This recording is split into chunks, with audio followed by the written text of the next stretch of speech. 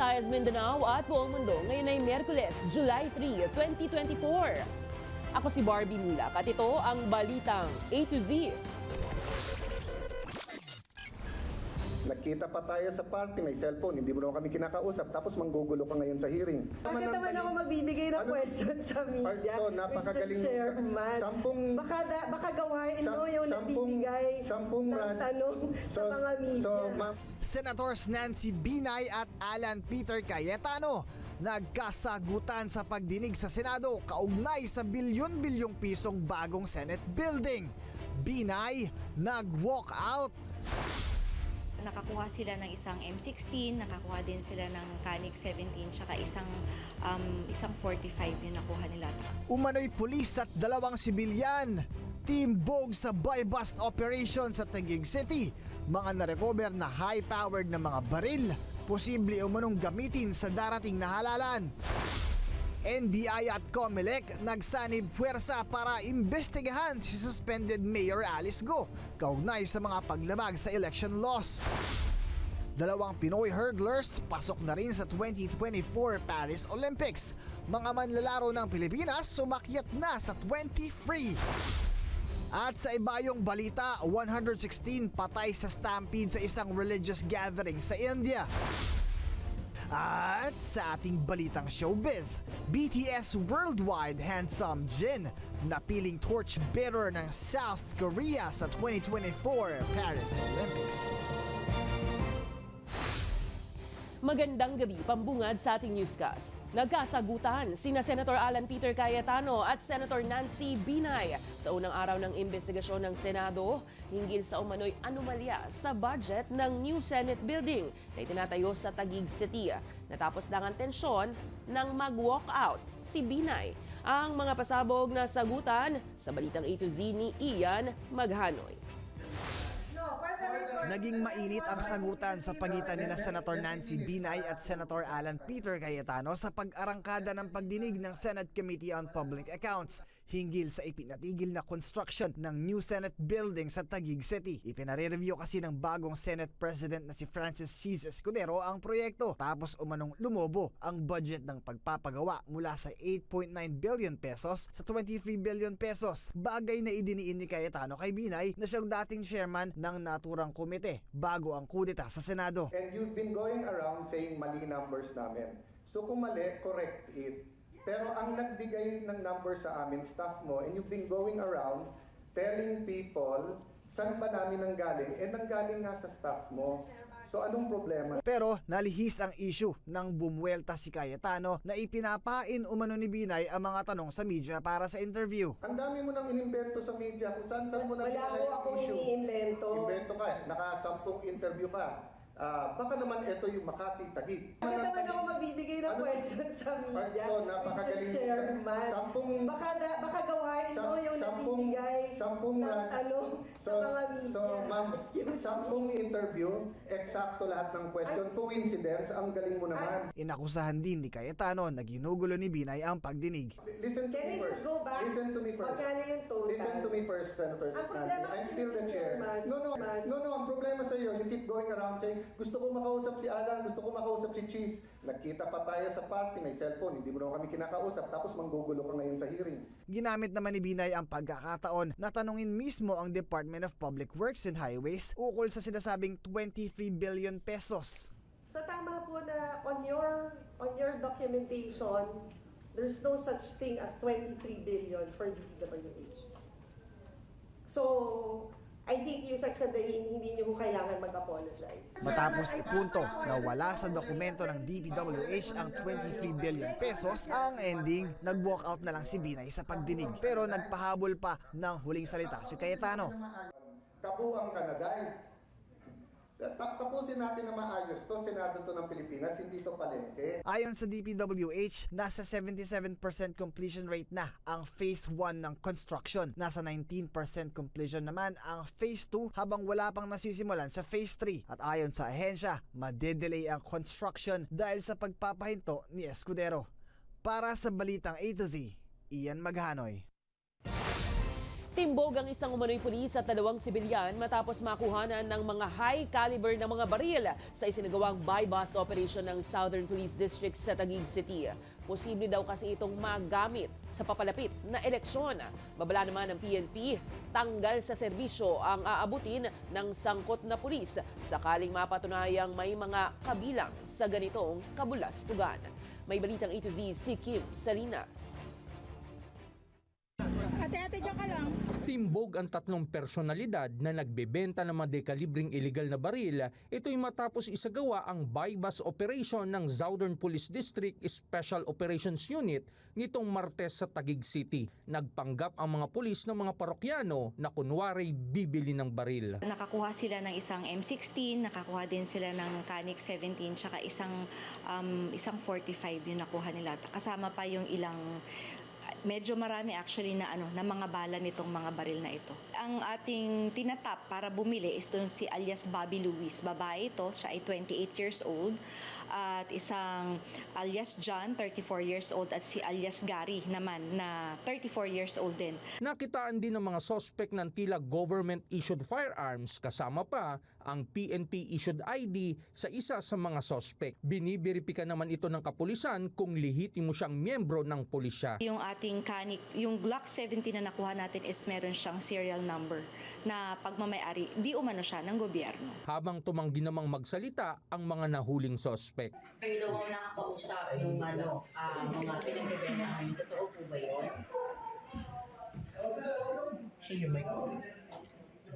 Maagang kampanya ito ng kapulisan kontra krimen lalo't nalalapit na uli ang eleksyon kung saan uso ang paggamit ng hindi lisensyadong mga baril at pagbuo ng mga private armed groups o PAGs. Nawala kaming sasantuhin kung sino man niyang mahuhuli, kakasuhan natin yan administratively at saka criminally para malaman kung hanggang saan yung kanilang liability, kung kailangan silang matanggal sa serbisyo, yun ang mangyayari sa kanila kasi kumbaga, buntot mo, hila mo. Nasa kustodiya naman na ng SPDSOU ang mga sospek at isinailalim na sa inquest proceeding sa Taguig Prosecutor's Office na sinampahan ng kasong paglabag sa RA 10591 o Comprehensive Law on Illegal Firearms. Para sa Balitang A to Z, Kim Salinas. Walang namomonitor ang defense officials ng bansa ukol sa umano'y nagbabadyang missile attack ng China laban sa Pilipinas na isiniwalat ni Senator Amy Marcos. Katunayan, ayon sa NSC, sa kabila ng tensyon sa West Philippine Sea ay may mga positibong development para mapakalma ang sitwasyon sa pagitan ng Pilipinas at China. Narito ang ating balitang A to Z.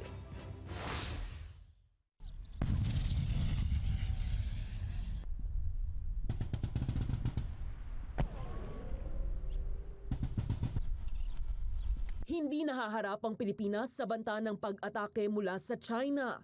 Ito ang nilinaw ng National Security Council kasunod ng mga pahayag ng kapatid ng Pangulo na si Senator Amy Marcos. Ukol sa anya ay nalalapit na paggamit ng China ng hypersonic missile laban sa Pilipinas, bunsod ng tumitinding tensyon sa pagitan ng dalawang bansa dahil sa awayan ng teritoryo. Ang hypersonic missile ay may kakayahang lumipad ng mas mabilis pa sa speed of sound. Natatakot talaga ako habang umiinit diyan sa West Philippine Sea.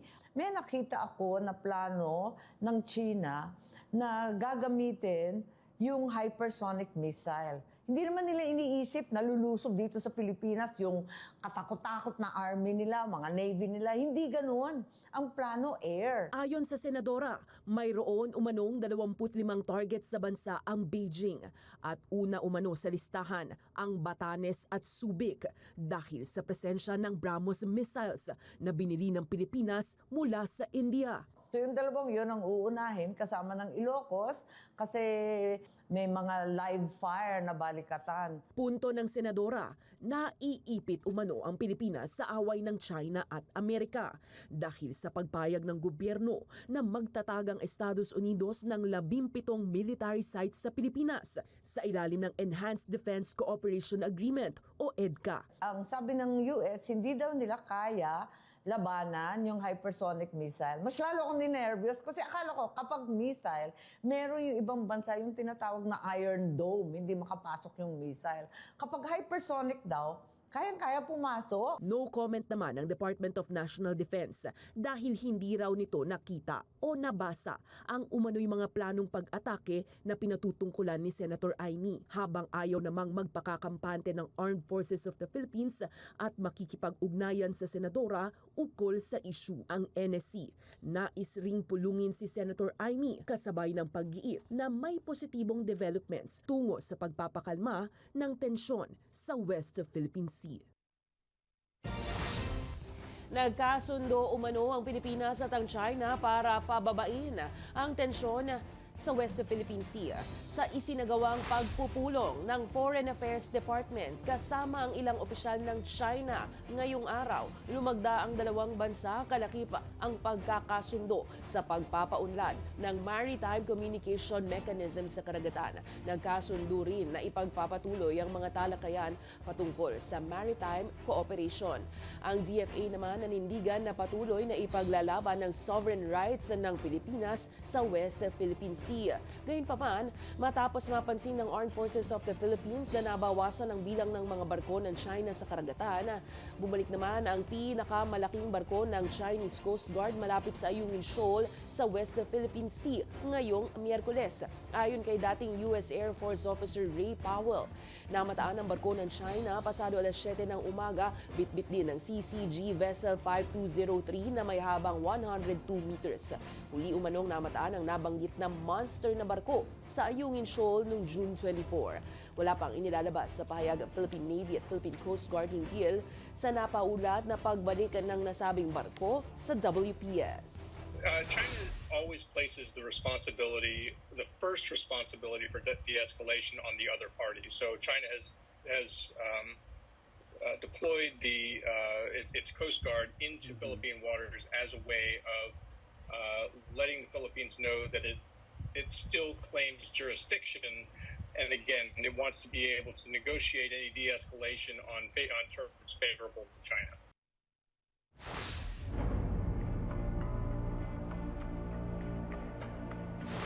Magsasani puwersa ang Commission on Elections at National Bureau of Investigation sa pagsisiyasat para sa mga kasong isasampa laban sa kontrobersyal na alkalde ng Banban Tarlac na si Alice Leal Guo.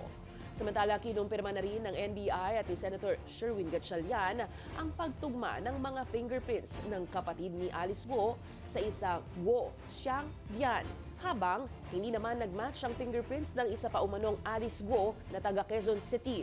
Ang mga detalye sa balitang A to Z ni Naomi Almojano. Magtutulungan na ang COMELEC at ang NBI sa pag-iimbestiga sa mga posibleng paglabag ni Bamban Tarlac Mayor Alice Guo sa election law ng bansa. Ito'y matapos umanong magsinungaling sa paghahain niya ng kanyang Certificate of Candidacy kung saan idineklara niya na siya ay isang Pilipino. Mismong fingerprint examination and such other examinations that the NBI is conducting upang mas magamit namin yung mga dokumentong yan, mga ebidensyang yan, sa pag-build up ng kaso kung meron man. Yan po ay misrepresentation under Section 261 ng Omnibus Election Code, and therefore 3 to 6 years imprisonment din po yon.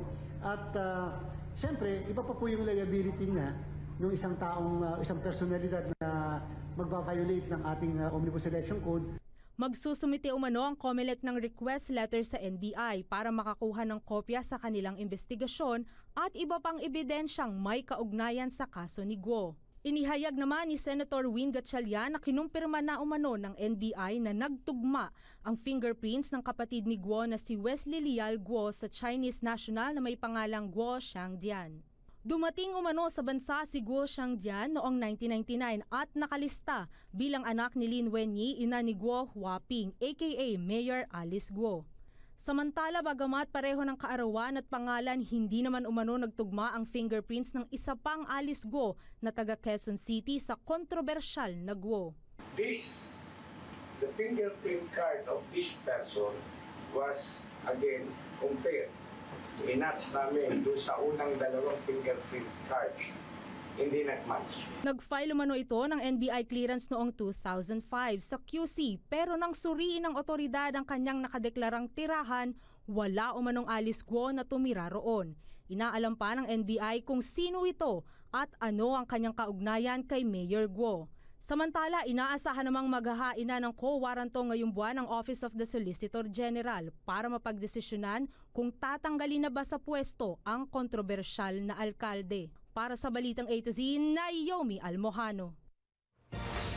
Matapos maaprubahan ng 35 pesos na dagdag sahod sa mga private workers sa NCR nitong Lunes, patuloy pa rin ang panawagan ng ilang mambabatas na dinggin at ipatupad ang legislated wage hike para sa mga manggagawa sa NCR. Ayon kay House Speaker Martin Romualdez, hindi nila isinasara ang posibilidad na magpatupad ng panibagong increase sa daily minimum wage. Ito ay dahil nakabinbin pa rin sa Kamara ang panukalang 150 pesos hanggang 750 pesos na aumento sa sahod. Nangako naman sa publiko si Labor and Employment Chairperson at Rizal 4th District Representative Fidel Nograles na patuloy na pag-uusapan sa Kongreso ang panukalang wage increase para matugunan ang pang-araw-araw na pangangailangan ng mga manggagawa nang hindi rin ikalulugi ng mga employer. Of course, but we'll go through the process, di ba? May hearing kami. Okay. And then we'll also listen to the economic managers. Okay. And then we'll roll out the results, di ba? Okay. Gano'n lang naman yan eh. Madali naman itong proseso natin eh. Basta may issue, may clamor, or may concern, pakinggan natin lahat. And including there are the stakeholders, mga lahat ng mga labor, businesses, mga chambers, economic managers. Ibabalansin natin. Diba? Okay. Papakinggan natin yan.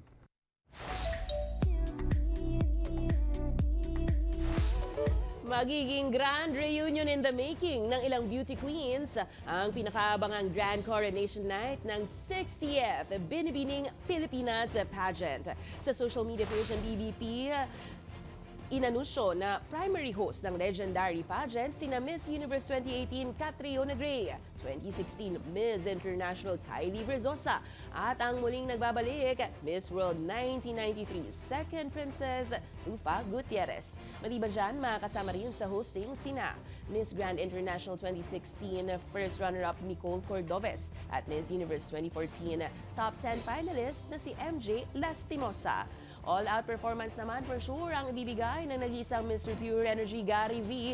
Kasama pa sina Concert King Martin Rivera at SB19. Special guest rin si Miss International 2023 Andrea Rubio. Abangan ang Grand Coronation ng Binibining Pilipinas 2024 sa July 7 na yan, Araneta Coliseum at mapapanood din dito lang sa A to Z. Abangan sa ating pagbabalik, 120 katao patay sa stampede sa isang religious gathering sa India. At 2 manlalarong Pinoy sa hurdle nakakuha ng ticket sa Paris Olympics. Bilang ng mga Pinoy na sasabak sa Summer Games, 23 na. Ang lahat ng may init na balitang yan sa pagbabalik ng Balitang A to Z.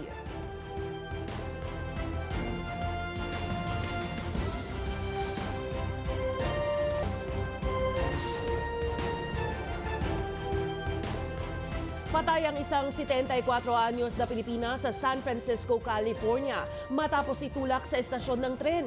Kinilala ang biktima na si Corazon Dandan na ayon sa US media reports ay pauwi mula sa kanyang trabaho bilang phone operator sa isang hotel pasado alas 11 ng gabi. Itinulak siya ng suspect habang papalapit ang tren ng Bay Area Rapid Transit. Humampas ang kanyang ulo sa tren at natumba sa platform. Ayon sa train management, agad na aresto ng pulisya ang 49-year-old na lalaking suspect pero inaalam pa ang motibo sa homicide incident. Batay pa rin sa US media reports, 1980s pa nang mag-migrate sa Amerika si Dandan, na kilala ng lahat bilang mapagmahal na tita ng lahat. Kahit pwede nang magretiro, pumapasok pa rin daw siya sa hotel dahil sa pagmamahal sa trabaho.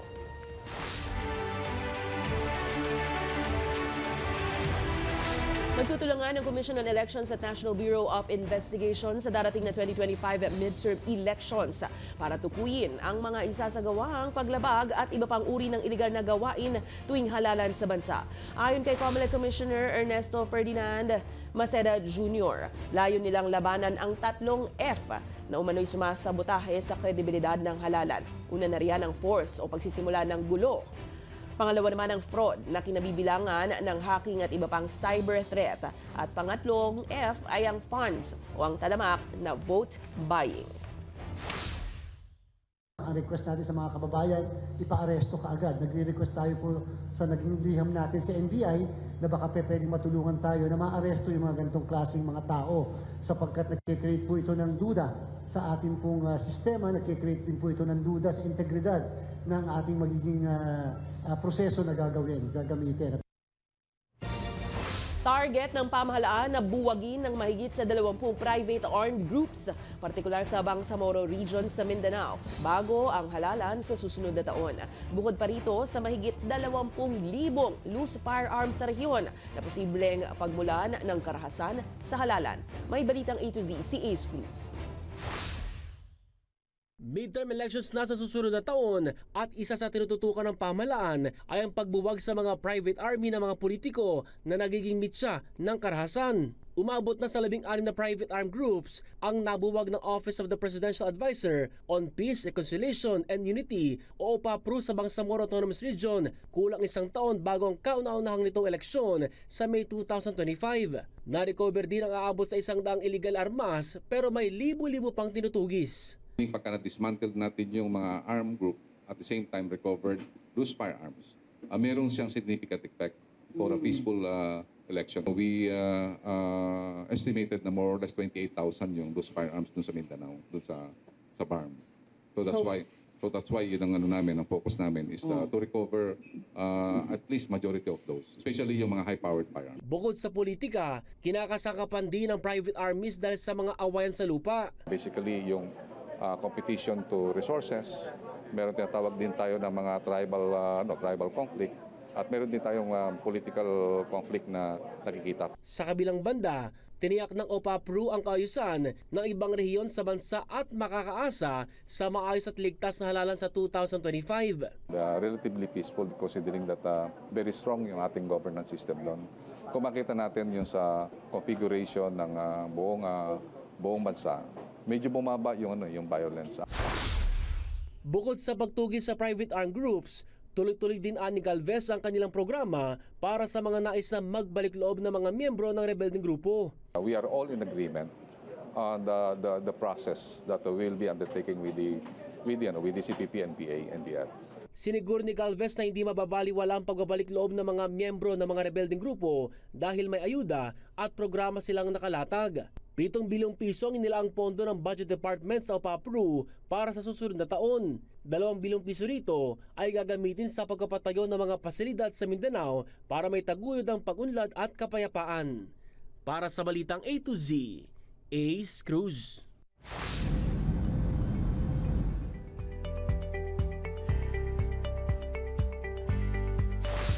Patay ang hindi bababa sa 120 katao matapos ang matinding stampede sa isang religious gathering sa India. Sa ulat ng India Police, umabot sa 250,000 ang bilang ng mga dumalo sa naturang pagtitipon sa Uttar Pradesh State. 3 beses na mas marami kumpara sa pinahihintulutang bilang. Nagsimula raw ang stampede nang sinubukan ng mga worshipper na kumuha ng lupang dinaraanan ng kanilang preacher.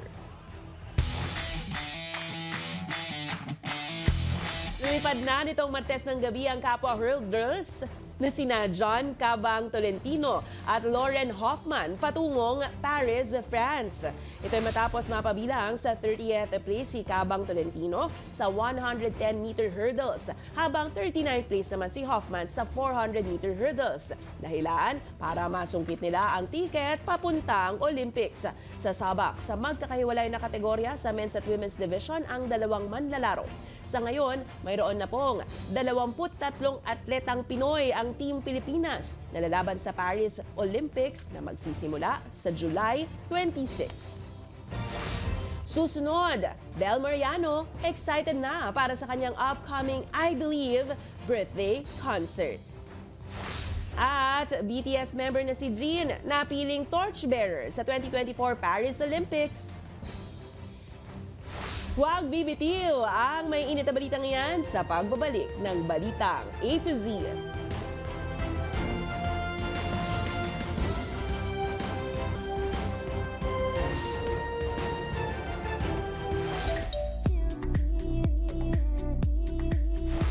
Isa na namang good news para sa ARMYs dahil BTS member na si Jin napiling torchbearer sa 2024 Paris Olympics. At Bel Mariano excited na para sa upcoming birthday concert. Ang detalye sa Balitang A to Z Showbiz ni Lane Garcia.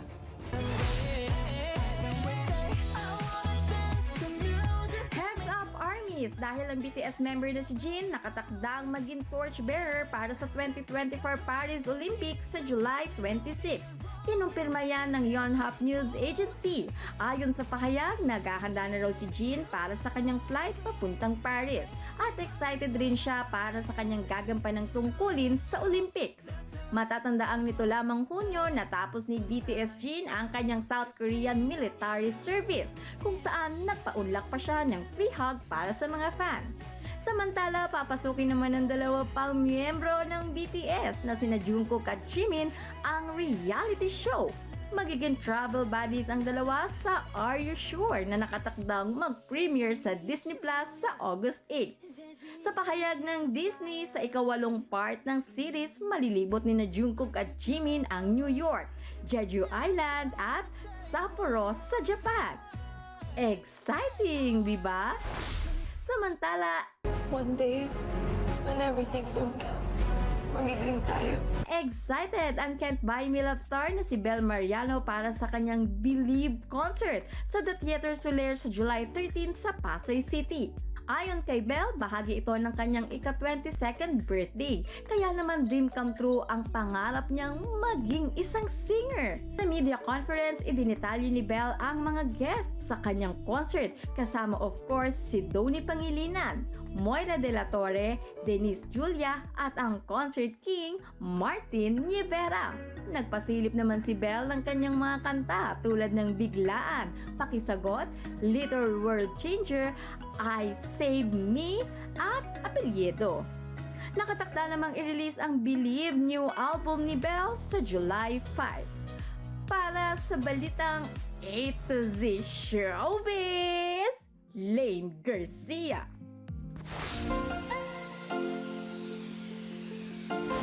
Good vibes naman tayo, Hagardo Versosa na ba kayo? Kaya naman, para makapagpahinga, ipinakita ng mga estudyante ng isang universidad sa Pampanga ang nararamdamang stress sa kanilang nakakapagod na school year sa pamamagitan ng literal na pagpapahinga na isinabay nila sa trend sa TikTok sa isang masayang swimming outing. Panoorin.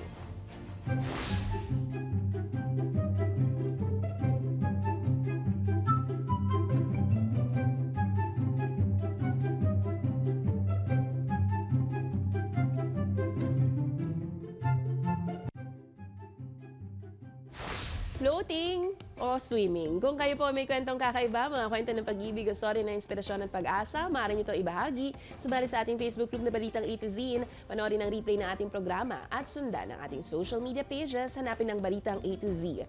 Ang ating pabaong quote of the night ay mula sa isang Democratic politician na si Emmanuel Seller.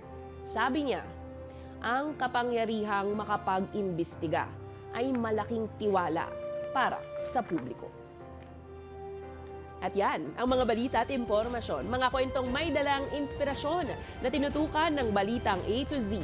Ako po si Barbie Mulak, maging maalam, makialam. Magandang gabi sa iyo, Pilipinas!